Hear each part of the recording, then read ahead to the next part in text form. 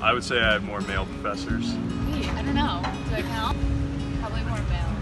It's about equal. Male.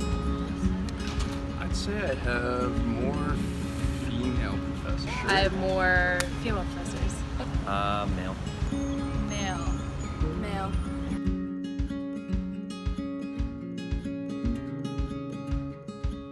Male. Male. Male. I'd say it's pretty even, honestly. In my classes, I probably have more females. It's about equal, maybe a little more male.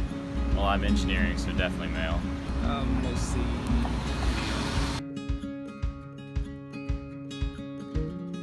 No. I do not. No. Sean? I do not. No. No. No. No. Have you ever seen this? No. I haven't. No. I've never seen that, no. No. No. Yeah. You have? Do you know? I haven't read it, but I've seen it. I have. Do you know what it's about? No, I've never read it.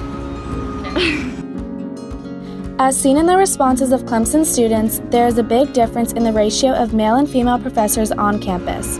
In addition, many students have no knowledge about the first woman to graduate from Clemson University, whose story is displayed on this marker that students pass every day on their way to class. The superiority of males can also be seen through the names of buildings around campus. Almost everyone was named after a male. Women are not represented nearly as much as men on Clemson's campus, and more representation for women is needed. Clemson was originally an all-male military college when it opened in 1893, and women were not accepted until 1955. Some blame Clemson's gender-discriminating history on the way society viewed women when the university first opened. Back then, it was thought that women were not supposed to receive an education. Others think that Clemson has always valued women equally, but this is not the case. It took Clemson 62 years after it opened to finally become co-educational. Clemson decided to accept women once their original plan of only accepting men started to fail, and the university needed more money and more students to enroll. In 1949, Clemson had an attendance of 3,360 students, but in 1954, this dropped to only 2,690 students.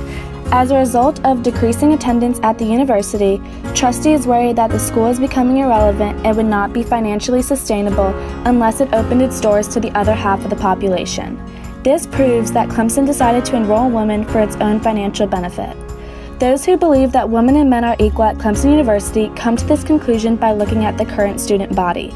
Clemson has a male-to-female student ratio of 51% males versus 49% female students. This is almost equal, which makes it hard to argue that women are accepted less than males. Additionally, the library staff consists of 72 people and only 14 of them are males and the other 58 are females. While this convinces some that genders are equal at Clemson, the rest of Clemson's faculty must also be taken into consideration. For university employee full-time jobs, there are a total of 865 males versus only 523 females. For part-time jobs, there are only 50 females compared to 82 males. Men are more likely to receive a job opportunity when competing for the position against a woman. Clemson chooses to enroll more men as if they are superior. Women take the same classes as men and work just as hard for their degrees, yet they have a disadvantage when competing against a male for a job opportunity at Clemson University simply because of their sex.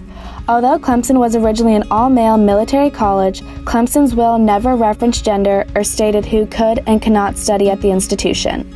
As time progressed, women gained more opportunities, including more faculty and staff positions, academic majors, athletics, and organizations. When Clemson would have a school-wide dance, cadets asked families and faculty if their dates could stay in the homes of women in the community. Young men could not take girl dates from their own school simply because there were none. According to Reel, the entire story of the gradual emergence of women into most aspects of Clemson's life was a long and slow process. Women served a vital role in the making and maintaining of the university, yet when one looks around campus, there is only one marker dedicated to a woman, but there are numerous for men. Anyone can walk around campus and enter buildings such as Tillman Hall, where the histories of many men are on display. No women have earned a place alongside these men to date. Women deserve a place on the walls of the college's buildings and around the college campus and town of Clemson. In summary, Clemson values its reputation more than it values the truth. Some individuals do not realize that gender inequality exists on campus, but it does.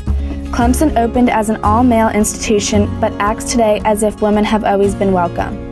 Women struggled in order to earn a Clemson education, and Clemson would not be where it is today without women financially, academically, and athletically. It is time for the university to appreciate the role of women in its history and address the issue of women inferiority so that true equality can be achieved and felt by all.